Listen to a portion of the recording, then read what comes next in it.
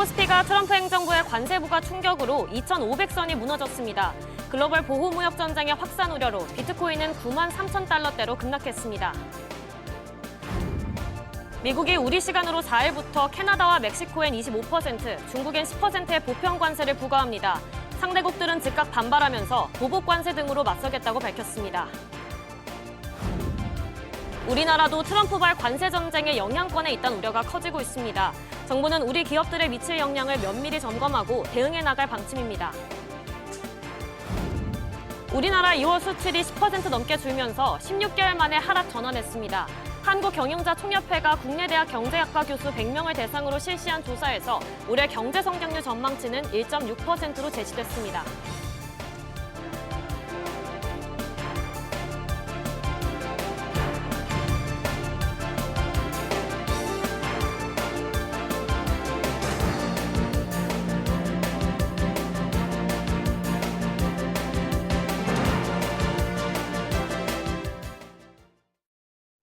여러분 안녕하십니까? 뉴스 시작합니다.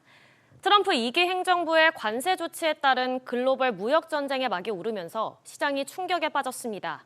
코스피는 2,500선이 무너졌고 환율은 급등하고 있습니다. 신성우 기자. 네, 신성우입니다. 먼저 오전 증시 상황부터 전해주시죠. 네, 코스피는 오전 11시 20분 기준 전거래일보다 약 2.8% 급락한 2,446선에서 거래 중입니다. 코스피는 2,468선에서 출발하며 거래 시작부터 2,500선이 붕괴되더니 장중 2,430선까지 떨어지기도 했는데요. 2,430선까지 밀린 것은 한 달 만의 일입니다. 도널드 트럼프 미 대통령이 캐나다와 멕시코산 제품에 25%, 중국에는 10%의 추가 관세를 부과하는 내용의 행정명령에 서명하면서 관세 전쟁 우려가 커진 탓으로 풀이되는데요. 외국인과 기관이 각각 약 4,800억 원, 3,900억 원 순매도하면서 지수를 끌어내리고 있습니다. 시가총액 상위 종목 대다수가 하락하고 있는 가운데 딥시크 충격에 관세 전쟁 우려가 더해진 반도체주가 급락 중인데요. 삼성전자는 전거래일보다 2.5% 빠진 51,100원 선에서 거래되고 있고 SK하이닉스는 4.4% 급락해 194만 400선을 기록 중입니다. 코스닥은 약 3.4% 하락한 703선에서 거래 중인데요. 마찬가지로 외국인과 기관의 매도세가 거셉니다. 이 같은 관세 전쟁 우려에 환율도 치솟고 있죠. 네, 11시 20분 기준으로 원달러 환율은 전거래일 주간 거래 종가보다 약 18원 뛴 1,470원대에 거래되고 있습니다. 무역전쟁 우려에 달러가 강세를 이어간 영향인데요. 1,470원대를 기록한 것은 약 3주 만입니다. 원달러 환율은 지난달 31일부터 이 거래일간 40원 가까이 뛰어오르고 있습니다. 한편 가상자산 비트코인은 10만 달러 선이 붕괴됐는데요. 어제 오후부터 10만 달러 선이 붕괴되기 시작하더니 현재 9만 3천 달러 선에서 거래 중입니다. SBS 비즈 신성호입니다. 트럼프발 관세 폭탄으로 사실상 글로벌 무역 전쟁이 시작됐습니다. 미국이 우리 시간으로 4일부터 캐나다와 멕시코엔 25%, 중국엔 10%의 관세를 부과하기로 했는데요. 대상국들이 즉각 보복을 선언하면서 관세 전쟁이 현실화되고 있습니다. 김성훈 기자의 보도입니다. 도널드 트럼프 미국 대통령이 미 동부 시간으로 4일 0시, 우리 시간으로 오후 2시부터 멕시코와 캐나다, 중국에 관세를 부과하는 내용의 행정명령에 서명했습니다. 이에 따라 멕시코와 캐나다산 제품에는 25%, 중국산에는 10%의 보편 관세가 매겨질 예정입니다. We will really have to do that because we have very big deficits with those countries. 트럼프 대통령은 자신의 소셜미디어를 통해 관세 부과로 고통이 따를 수도 있지만 미국의 황금기를 위해 이를 감내할 가치가 있다며 강행 의지를 드러냈습니다. 타깃이된 국가들은 즉각 강하게 반발하고 나섰습니다. 캐나다는 1,550억 캐나다 달러, 우리 돈 약 155조 6천억 원 상당의 미국산 제품에 똑같이 25%의 관세를 부과할 것이라고 밝혔습니다. 여기엔 술과 과일부터 의류, 신발 등 일상용품까지 광범위한 미국산 제품들이 포함됩니다. We won't relent until tariffs are removed and, of course, everything is on the table. 멕시코 역시 보복 관세 품목 발표를 예고했고 중국은 세계무역기구 WTO에 제소하겠다면서 상응 조치로 대응하겠다고 밝혔습니다. 트럼프 대통령은 여기서 그치지 않고 유럽연합 제품에도 곧 관세를 부과할 계획이라고 예고했습니다. 다만 캐나다와 멕시코와 관세 관련 대화를 할 것이라고 말해 막판 협상 의지를 내비쳤습니다. 이에 앞서 골드만삭스는 트럼프 대통령의 이번 관세 부과가 일시적 조치가 될 수 있고 행정명령이 발효되기 직전 타협의 여지도 있다고 전망했습니다. SBS 비즈 김성훈입니다. 이처럼 퇴로 없는 관세 전쟁에 우리 기업들은 대응책 마련에 분주한 모습입니다. 당장 캐나다와 멕시코를 미국 진출의 교두보로 삼고 있는 기업들의 고민이 깊어질 수밖에 없는데요. 김한진 기자. 네, 김한진입니다. 우리 기업들 현재 비상 상황이죠. 네, 생산 물량 조정뿐 아니라 생산지 이전까지 염두에 두고 있습니다. 멕시코 현지에서 가전 공장과 TV 공장을 운영하고 있는 삼성전자는 일부 물량을 미국 사우스캐롤라이나주 공장에서 만드는 방안을 검토 중인 것으로 전해졌습니다. 또 멕시코에서 TV와 냉장고 생산 기지를 운영하는 LG전자도 일부 물량을 미국 테네시주 공장으로 옮기는 전략을 고민하는 것으로 알려졌습니다. 기아는 멕시코에서 생산해 미국에 판매하는 물량의 일부를 캐나다로 돌릴 계획입니다. 핵심 광물 생산지인 캐나다에는 LG에너지솔루션이 스텔란티스와 합작해 전기차용 배터리 생산 공장을 짓고 있는데요. 미국 정부의 캐나다 관세 부과가 현실화되면 합작 공장의 수익성이 떨어질 것으로 보입니다. 우리나라의 주요 수출 품목들에 대한 관세 부과 조치도 곧 시행될 것으로 보이죠. 그렇습니다. 반도체와 철강, 알루미늄 제품 등인데요. 트럼프 대통령이 수개월 내에 관세를 부과할 것이라고 예고하면서 해당 제품들의 가격 경쟁력이 떨어질 것이라는 우려가 커지고 있습니다. 이런 가운데 최태원 SK그룹 회장은 오는 21일부터 이틀간 미국 워싱턴 DC에서 열리는 트랜스퍼시픽 다이얼로그 참석차 미국을 방문하는데요.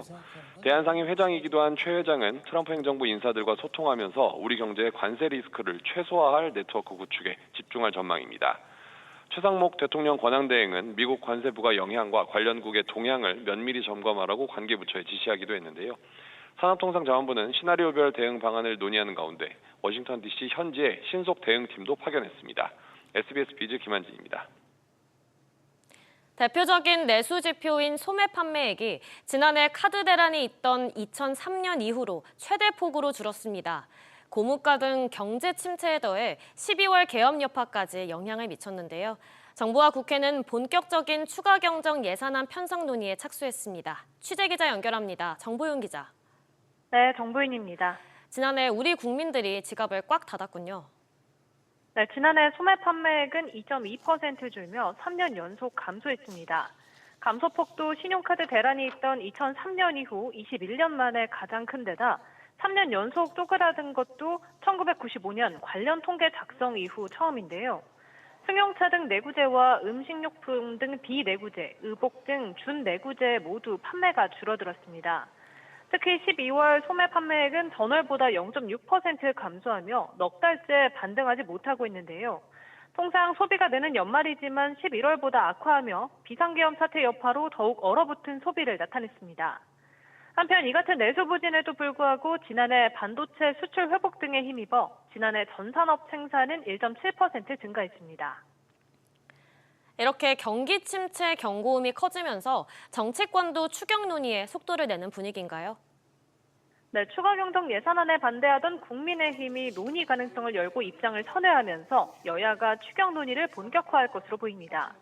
이재명 더불어민주당 대표는 오늘 즉시 국정협의체를 가동해 추경 논의를 시작하자고 말했는데요. 여당 측이 전날 이 대표를 향해 국정협의체로 복귀할 것을 요구한 데 따른 메시지입니다. 기획재정부는 여야정 협의체를 통해 먼저 추경의 규모와 내용 등을 논의하고 이를 바탕으로 정부가 추경안을 제출한다는 입장인데요. 추경이 편성될 경우 규모는 15조 원에서 20조 원으로 관측됩니다. SBS 비즈 정보윤입니다. 내수 부진에 이어 수출도 비상입니다. 우리나라 수출 증가 흐름이 16개월 만에 멈췄는데요. 저성장 고착화 우려가 커지고 있습니다. 최지수 기자. 네, 최지수입니다. 새해 첫 달부터 수출 실적이 뒷걸음질 쳤네요. 네, 지난달 수출액은 491억 2천만 달러로 지난해 같은 달과 비교해 10.3% 감소했습니다. 전년 동월 대비로 수출이 15개월 연속 증가세를 이어왔는데 16개월 만에 감소세로 돌아선 겁니다. 이에 대해 산업부는 설 연휴 때문에 조업 일수가 4일 감소한 영향이라며 일시적인 현상으로 일평균 수출로 보면 지난해보다 8% 정도 증가했다고 설명했습니다. 또 현대차그룹 등 주요 대기업들이 1월 31일 금요일까지 쉬면서 자동차 수출이 1년 전보다 20% 줄었습니다. 다만 반도체 수출은 101억 달러로 8.1% 증가하면서 역대 1월 중 두 번째로 많은 실적을 기록했습니다. 이번 달은 조업 일수가 다시 늘면서 수출이 증가세로 돌아설 가능성이 높은데요. 산업부는 이번 달 범정부 비상 수출 대책도 발표할 예정입니다. 이렇게 첫 달부터 하락하면서 올해 수출과 경제 성장률이 쉽지 않을 거란 전망도 계속 나오고 있죠. 네, 그렇습니다. 한국경영자 총협회가 경제학자 100명을 대상으로 조사한 결과 올해 우리나라 성장률 전망치가 평균 1.6%로 집계됐습니다. 정부 예상치인 1.8%보다 낮습니다. 지난해 성장률이 2%를 간신히 달성했는데 이보다 더 비관적인 겁니다. 글로벌 관세 정책도 본격화되면서 우리 기업들의 직간접적인 수출 타격은 불가피한데요. 국제금융센터는 보고서를 통해 중국에 대한 미국의 관세 부과로 중국이 더 과잉 생산에 나서고 우리나라와의 수출 경쟁 역시 더 치열해질 수 있다는 분석을 내놨습니다. SBS 비즈 최지수입니다. 이처럼 내수와 수출이 불안정한 가운데 나라 곳간에 대한 우려도 커지고 있습니다. 혼란스러운 전국 속에 3년 연속으로 세수 펑크 가능성이 커지고 있습니다. 신채연 기자. 네, 신채원입니다. 당초 정부가 올해는 세수가 괜찮다고 하지 않았습니까? 네, 그렇습니다. 기획재정부는 지난해 8월 예산안에서 올해 국세 수입을 382조 4천억 원으로 편성했습니다. 기업 실적 호조와 민간 소비 증가로 법인세와 부가가치세 등이 늘면서 지난해보다 세금이 40조 원 정도 더 거칠 것으로 본 겁니다. 하지만 국내 정치 혼란이 길어지고 경제 불확실성이 커지면서 성장률 눈높이를 낮춘 상황입니다. 지난달 정부는 올해 실질 GDP 증가율을 지난해 7월 전망치보다 0.4%포인트 낮춘 1.8%로 제시했는데요. 1%대 성장률은 2023년 이후 처음입니다. 한국은행은 이보다 더 낮은 1.6%에서 1.7% 성장률까지 우려하고 있습니다.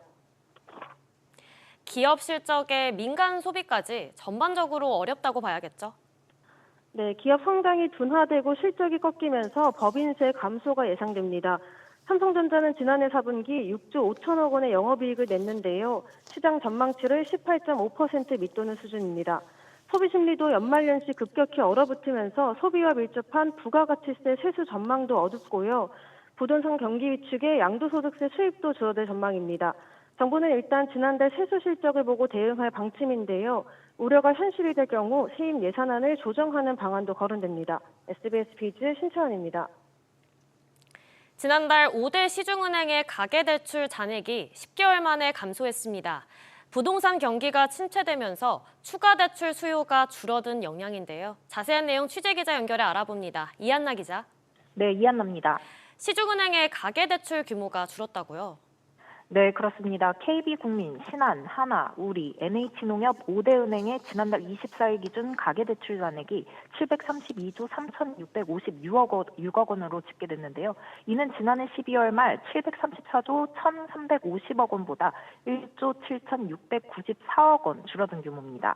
전월 대비 가계대출 감소가 확정되면 작년 3월 이후 10개월 만에 처음 줄어든 건데요. 주택담보대출은 약 578조 4천억 원에서 약 580조 1천억 원으로 1조 6천억 원가량 늘었지만 신용대출이 약 103조 6천억 원에서 약 100조 5천억 원으로 3조 1천억 원가량 줄어든 영향입니다. 이렇게 가계대출이 줄어든 이유는 뭔가요? 네, 우선 지난달 가계대출 감소 원인으로는 상여금 지급 등의 계절적 요인이 꼽힙니다. 대출자들이 연말 연초 받은 상여금 등으로 마이너스 통장을 포함한 신용대출부터 갚은 겁니다. 또 다른 원인은 부동산 경기 위축인데요. 주택담보대출은 시중은행 가계대출의 핵심인데 5대 은행의 주택담보대출 월 증가액은 지난해 10월 이후 수개월째 1조 원대에서 정체된 상태입니다. 또 한국부동산에 따르면 서울 아파트 매매 가격은 지난해 12월 다섯째 주부터 지난 1월 셋째 주까지 4주째 보합세를 유지했습니다. 비상계엄, 탄핵 등 정치 불안으로 인해 부동산 매수 심리가 위축된 것이라는 분석이 나오는데요. 이에 따라 은행권이 앞으로 실적 차원에서 금리 인하를 비롯해 가계대출 문턱을 앞다퉈 낮출 가능성이 있다는 전망도 나옵니다. SBS 비즈 이한나입니다. 반도체 연구개발 직군의 주 52시간 적용 예외 문제를 놓고 이 시각 현재 국회에서 정책 토론회가 개최되고 있습니다. 재계와 여당이 주장해온 적용 예외가 필요하다는 입장에 더불어민주당 이재명 대표가 수정 보완 용의가 있다고 밝혀 법 개정에 관심이 쏠리는데요. 조슬기 기자. 네, 조슬기입니다. 지금 토론회가 열리고 있죠? 그렇습니다. 반도체 R&D 종사자의 주 52시간 상한제 적용 예외를 골자로 한 이 정책 토론회가 민주당 정책위원회 주재로 열리고 있습니다. 이번 토론회가 주목받는 건 최근 이재명 대표가 필요한 조치를 과감하고 전향적으로 할 필요가 있다고 밝혀서인데요. 특히 이 첨단 기술 경쟁력 확보를 위해 연구원들이 업무에 매진할 수 있도록 노동시간 유연화가 필요하다는 재계 의견에 수용 의사를 내비쳤기 때문입니다. 또 이달 초인 지난 1일에는 이 반도체 산업이 특히 인공지능 AI와 관련해 걱정된다는 의견을 피력하기도 했는데요. 중국의 AI 스타트업인 딥시크를 언급하며 정부가 나서 AI 반도체 산업을 전폭적으로 지원해야 한다고 촉구했습니다. 오세훈 서울시장은 이에 대해 AI 혁신의 기반이 될 반도체법 처리를 놓고 토론회로 시간을 끌고 있다며 지금은 AI 혁신의 모든 영향을 집중해야 할 시기라고 지적하기도 했는데요. 그러나 경제계 안팎에선 이재명 대표가 금융투자소득세 폐지에 이어 실용주의 행보를 이어갈 거란 기대가 나옵니다. 이달 안에 처리가 가능할까요? 네, 법 개정 여부에 키를 쥔 이 대표가 이 전향적인 입장을 밝힌 만큼 통과 가능성은 높은 편입니다. 앞서 야당 지도부도 이 근로시간 상한제 적용 예외 문제와 관련해 이번 토론회를 거쳐 숙고에 처리하자는 입장을 밝힌 바 있습니다. 따라서 이 대표가 결단을 내리면 이달 임시국회 기간 여야 합의로 처리할 경제 입법으로 처리될 공산이 큽니다. 그러나 반도체법 개정을 앞두고 근로시간 제도 근간을 흔들 것이라며 노동계가 반대 입장을 밝히는 등 실제 법 개정까지는 진통이 예상됩니다. SBS 비즈 조슬기입니다. 이재용 삼성전자 회장에 대한 부당합병과 회계부정 혐의 관련 항소심 결과가 오늘 오후에 나올 예정입니다. 취재기자 연결합니다. 안지혜 기자. 네, 안지혜입니다. 이 회장이 1심에서 사실상 완승한 지 1년 만이죠? 그렇습니다. 서울고등법원 형사 13부는 오늘 오후 2시 이 회장에 대한 2심 선고기일을 진행합니다. 1심이 나온 게 지난해 2월 5일이니까 이후 1년이 지났습니다. 이 회장을 비롯한 삼성 임원진은 지난 2020년 9월에 기소됐습니다. 2015년 제일모직과 삼성물산 합병 과정에서 최소 비용으로 경영권을 승계하기 위해 각종 부정거래와 시세조종 또 회계부정 등에 대해서 관여한 혐의 때문인데요. 1심 법원은 이 회장의 19개 혐의를 전부 무죄로 판단했습니다. 양사 간의 합병이 이 회장 승계나 지배력 강화만을 목적으로 한다고 볼 수 없고 합병 비율이 불공정해 주주들에게 손해를 끼쳤다고 인정할 만한 근거가 없다는 이유에서였습니다. 그렇다면 이번 2심에서는 뭐가 쟁점이 될까요? 네, 1심과는 달리 지난해 8월에 나온 서울행정법원 판결이 새로운 변수로 떠올랐습니다. 당시 행정법원은 합병 과정에서 삼성바이오로직스의 분식회가 있었다고 사실상 인정했는데요. 이 회장의 1심 재판부가 분식회계 혐의에 대해서 완전 무죄로 판단한 것과 배치되는 결과입니다. 검찰은 이를 근거로 관련 사실을 추가해서 공소장까지 변경하면서 2심에서도 1심과 같은 징역 5년과 벌금 5억 원을 구형했습니다. 더불어 2,300여 건의 증가를 추가로 제출했는데 2심 재판부 판결에 따라서 이 회장의 경영 행보도 큰 영향을 받을 전망입니다. SBS 비즈 안지혜입니다. 설 연휴 동안 중단됐던 윤석열 대통령의 탄핵 심판이 다시 속도를 낼 예정입니다. 오늘 오후엔 헌법재판소가 최상목 권한대행이 마흔혁 헌법재판관 임명을 보류한 게 헌법에 위반되는지에 대한 판단이 나오는데요. 취재기자 연결합니다. 우영준 기자. 네, 우영준입니다. 위헌 여부가 오늘 언제 나오는 건가요? 네, 현재는 최상목 권한대행의 마은혁 헌법재판관 임명 보류에 대한 위헌 여부를 오늘 오후 2시에 결정할 예정이었는데요. 현재는 방금 전 브리핑을 열고 예정대로 선고를 내릴지 검토 중이라며 아직 결정되지 않았다고 밝혔습니다. 앞서 지난해 최 대행이 국회목 재판관 후보 3명 중 마 후보자만 여야 합의 문제를 이유로 임명을 보류했고, 지난달 우원식 국회의장은 최 대행이 국회의 재판관 선출권을 침해했다며 즉시 임명해달라는 취지로 권한쟁의를 청구했습니다. 헌재의 결정에 따라 탄핵 심판 전망도 달라질 것 같죠? 네, 헌재가 위헌이라고 판단해 위헌 인용 결정을 내릴 경우 마 후보자를 임명하라는 야당의 압박은 더 거세질 것으로 보입니다. 하지만 최 권한대행이 헌재 결정을 따르지 않더라도 강제할 방법은 없습니다. 헌재법 등에 따라 위헌 및 권한쟁의 판단과 관련해 강제할 규정이 없기 때문입니다. 네, 정부는 내일 예정된 국무회의 등에서 국무위원들과 각계 원로들의 의견을 수렴할 것이라고 밝혔습니다. 이에 대해 헌재는 헌재 결정이 집행력이 없다는 것이지 결정을 따르지 않아도 된다는 취지가 아니라며 최 권한대행이 헌재 결정에 따르지 않을 경우 헌법, 법률 위반이라고 밝혔습니다. SBS 미주 우영준입니다. 증권가에선 홍콩 ELS의 후폭풍이 아직 가시지 않은 모습입니다.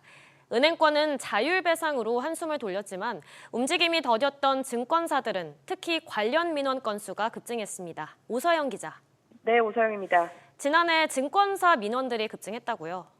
네, 금융투자협회에 따르면 지난해 10대 증권사의 민원 건수는 총 1,686건입니다. 1년 전 민원 건수인 639건보다 2배 넘게 훌쩍 늘었는데요. 10대 증권사 중 1위는 한국투자증권으로 나타났습니다. 한투증권은 지난해 금융소비자 보호실세 미흡으로 평가받기도 했는데요. 이곳의 민원 건수는 총 715건으로 전체의 42%가 넘는 비중을 차지했습니다. 이어 미래 KB, 신한, NH, 삼성, 하나 등 순으로 민원이 많이 접수됐습니다. 이렇게 민원이 늘어난 이유는 뭔가요? 네, 대부분 주식이나 펀드 등 상품 판매 과정에서 발생한 것으로 파악됐습니다. 전체 715건 중 20건을 제외한 695건이 상품 판매 관련 민원이었는데요. 앞서 홍콩 ELS 판매 실태를 점검한 금감원에 따르면 일부 증권사에서 고령 투자자를 대상으로 한 불안전 판매가 드러나기도 했죠. 지난해 민원 통계에 따르면 1, 2분기는 이런 홍콩 ELS 사태가 반영돼 화생결합증권 중심의 민원이 많았습니다.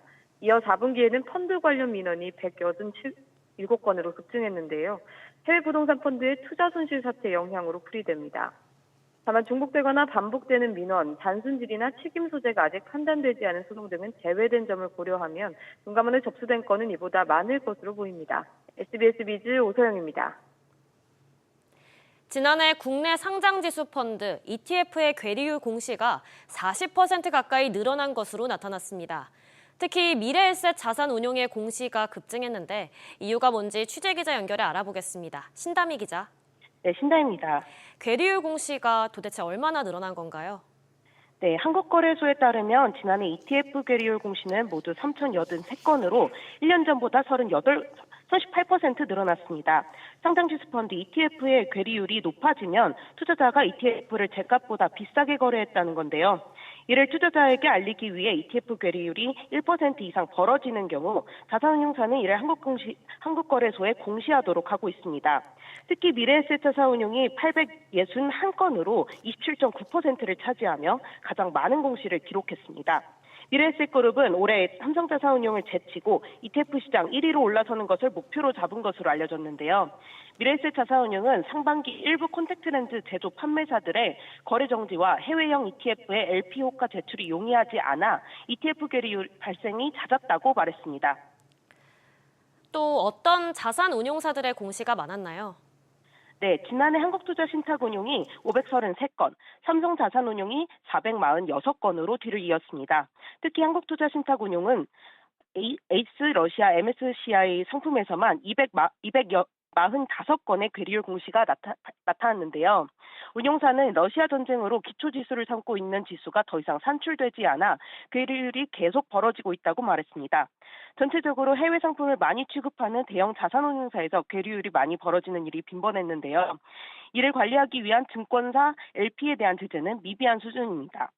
거래소는 LP를 맡은 증권사를 평가하긴 하지만 C등급 이상만 취급해도 별다른 제재가 부과되지 않는 상황입니다. ETF 시장이 계속 커지는 만큼 관리 부실의 책임을 묻기 어려운 현행 제도를 개선해야 한다는 지적이 제기되고 있습니다. SBS 비즈 신다입니다.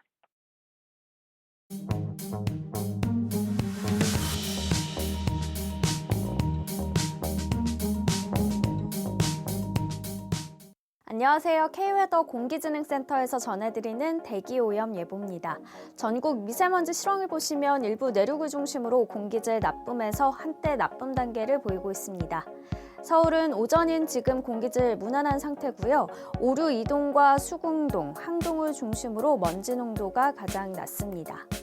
오늘 절기상 입춘이지만 추위가 시작되겠습니다. 서울 낮 기온 영하 2도, 춘천의 낮 기온도 영하 3도로 전국 많은 지역에서 낮 기온이 영하권을 보이겠습니다.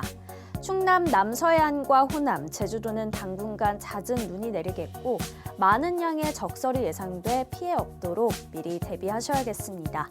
오늘 오후에 공기질은 깨끗하겠는데요. WH와 환경부 기준으로 모두 미세먼지 농도 좋음 단계를 보이겠습니다. 이번 주 강추위가 길게 이어지는 가운데 공기의 순환은 대체로 원활하겠지만 목요일 중서부 지역은 공기질 한때 나쁨 단계가 예상됩니다. 지금까지 대기오염 예보였습니다.